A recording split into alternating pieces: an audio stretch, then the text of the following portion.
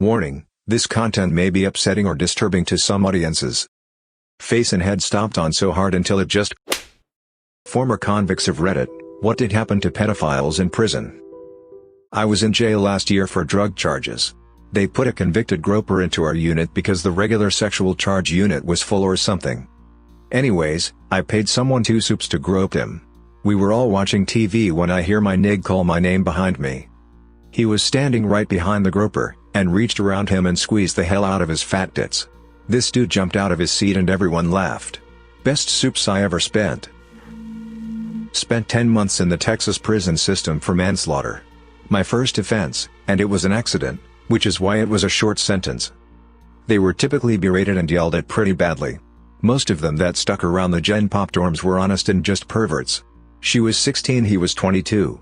That kind of stuff. We had one guy, raped both his daughters from 4 on up. Finally his then 14-year-old hid her cell phone and recorded it happening to her younger sister. Spoiler, this is graphic. One night I woke up to pee and my neighbor, bed at my feet, we were in rows, pulled me back down. Told me not to go to the bathroom. I'm new to this and don't know any better and brushed it off. Anyways, 3 guys had the Chester pinned down raping him.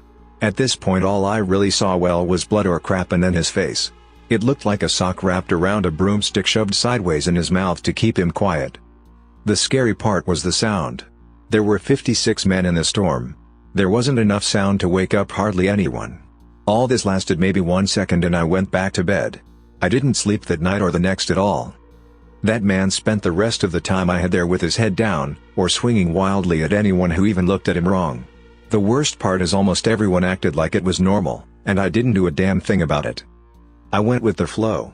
I lived in the same large, gymnasium-sized, room for 5 months with him and could never look at him knowing I didn't help. Prison is hell.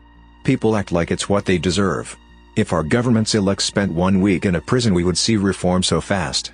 I only made it because I was smart. A few well-respected people basically said this guy's not coming back, don't mess with him, and I would build a tattoo gun or a radio, steal from work. Guards never looked twice at me. I still got stabbed, got beaten and had to hurt a few people. For anyone wondering, I crashed going 14 miles per hour over the limit, 74 in a 60, my best friend didn't have a seatbelt on and flew out when we flipped. I doubt I'll ever be normal and can hardly live with myself some days. I admitted to the EMT to drinking 4 hours prior to the crash. I thought my legs were broken and wanted to be honest before I got pumped full of meds.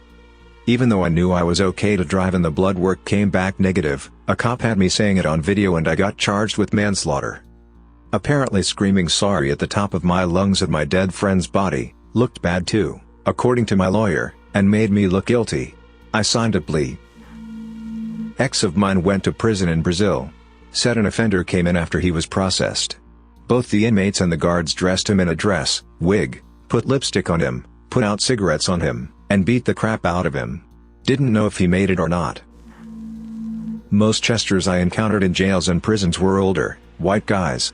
There were a few there for sexual relations with girls who were 15 when they were 18, and they are generally left alone as it is a situation many people might find themselves in as an 18-year-old kid.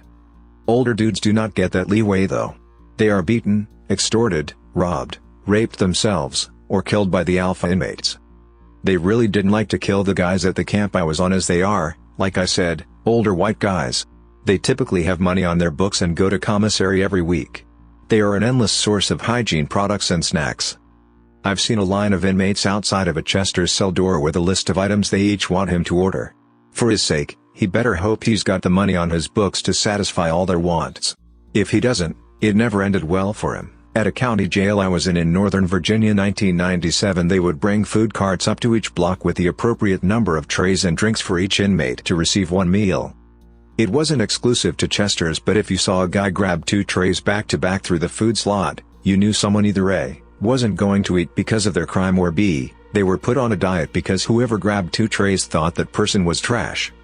Normally though, they would announce to the rest of the block whose tray they were taking to alleviate any potential confusion in case one of their boys was the guy going without. Funny part is, most people didn't even eat the food. They waited until everyone had access to their boxes. We were locked out of our cells in the day room every morning at 7:30, and made burritos, ramen, chips, meat, cheese etc. for dinner. Correctional officers know what's going on, they don't really seem to care though. I guess overall they get it the worst. A lot of guys are there to do their time and go home or do their time as drama-free as possible. All bets are off though when it comes to Chesters. I kind of felt bad for them, to be honest. What makes him so much worse than me? Sure, I didn't molest kids, but what makes their crimes of murder, armed robbery and rape any less life-changing or traumatic for their victims? I did see a Chester beat the absolute dog crap out of two guys in his cell one night though. That was pretty rad. Dude was like 26, girl lied and said she was 19, 15, and he got some time. He ended up throwing one of them off the tier onto a table in the day room. I never root for sex offenders per se, but that was awesome. This is from one specific maximum security federal prison. There are so many different types of jails and prisons with varying levels of security and huge variables in population type. Obviously what I experienced doesn't mean that every single other jail and prison is like this. When you first get there, your counselor will ask you if there's any reason that you can't walk the yard or be in general population. This is usually where you make the decision to do your time in the SHU all alone, or take your chances out with everyone else. You do need to have a good reason though: child molester, gang issues, there's a hit on you from the last place you stayed, you're a snitch, etc. When you get settled in, the shot caller from your race will approach you. You're told something like this: you have 1 week to get us your paperwork so we can make sure you're not a trauma or have no Rule 35s. If you don't provide this in a week, we'll kill you. Here's a toothbrush, some snacks, some soap, let me know if you need anything. Chamo equals child molester. Rule 35 equals reduced sentence for snitching on someone. So, you show them your paperwork, and if you're clean you're good to go. If you don't show paperwork, or you're not clean, you will be killed within the next week. For some reason, new guys do not take this seriously. They either don't produce their paperwork, or they actually produce it knowing that there's less than desirable stuff on there. What happens to them? Stabbed 27 times all in a matter of seconds. Face and head stomped on so hard until it just cracks open and gunk leaks out. Mouth and jaw shattered with a pool stick or pool ball. 2 guys killed in about 60 seconds by a tiny Mexican holding just a bocce ball. Native Americans pretend like it's all good. 10 of them go into the sweat lodge for religious reasons, only 9 come out. 10th guy had a clean gash in his head from a shovel. Cellmate hung the guy with a bedsheet to make it look like suicide. Why do these guys take chances with trying to be in general population? Because the SHU sucks. You're by yourself, no TV, 3 showers a week, no access to things like the prison barber, limited access to phones, video visitations, constant video monitoring to prevent suicide.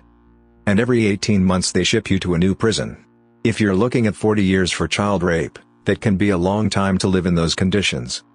Sometimes guys will stay in general population knowing that they will get killed, simply because they don't want to be there but can't commit suicide in the SHU.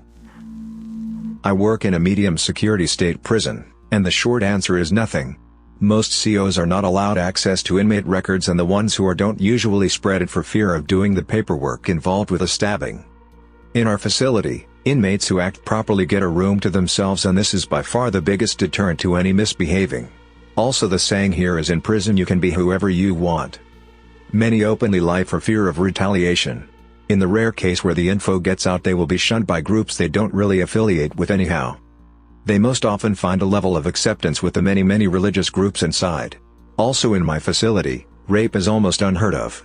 The sex there is almost entirely consensual, to the point of evenly distributing the punks amongst the blocks.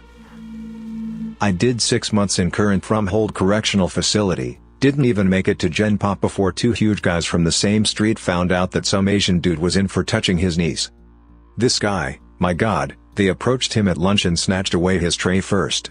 The bigger of the 2 slapped him so hard, it almost hurt me while screaming, "So you like to hurt little girls?" Followed up by the man who took the tray hitting this little Asian guy with a straight-up sucker punch that laid him out flat. After that, I'm pretty sure every inmate on C block stopped his head. COs had pepper spray flying everywhere, and when all was said and done, the pedo was taken to the hospital and the rest of us didn't get dinner because we were locked down for 24 hours. That was only quarantine. The whole thing could have been avoided if there wasn't a giant whiteboard with everyone's name, inmate number, and charges written all over it. I've been in a few times and it's never good. I've seen guys beat near to death, choke out the shampoo bottles shoved in their butts. I have seen them kept on the block for days to be starved and extorted, and I also work in the kitchen where when the tray is for protective custody. We and the guards are made to spit on them, threw the stuff on the floor, pretty much anything you can imagine. A few places weren't as harsh because it was short-timers who weren't gonna risk too much, but the higher the security the worse they get it, but nowadays they pretty much get their own prison so they aren't assaulted and killed.